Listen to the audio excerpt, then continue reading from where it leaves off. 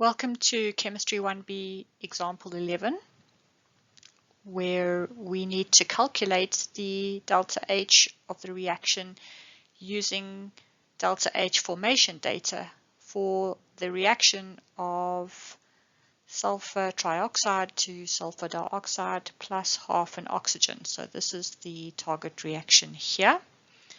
The procedure is fairly simple. All we need to do is we need to go and look up this data, the delta HF values in the appendices in the textbook, or in the case of an exam, it would be given to you. And the procedure is as follows. We're then going to multiply each of the delta HF values in kilojoules per mole by the number of moles in the equation. In this case, it's relatively simple because we have 1 mole of sulfur trioxide, 1 mole of sulfur dioxide, and half a mole of oxygen.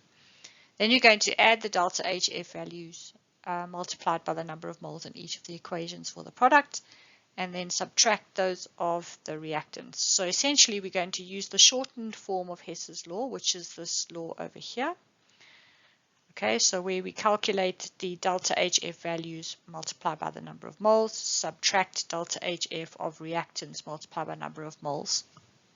So in this case, if we looked at this equation here, we see that delta F for SO2, okay, these are products, SO2, there's only 1 mole, and then plus half, because of half a mole of oxygen, multiplied by the delta HF value for oxygen, and then subtract the delta HF value for SO3.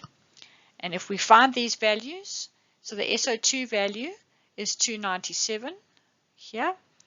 Oxygen, remember, is 0 because the oxygen is in its elemental state, so the delta H of formation for elements is 0. Very important that you remember that. And then the sulfur trioxide's value, delta HF, is minus 396 kilojoules per mole.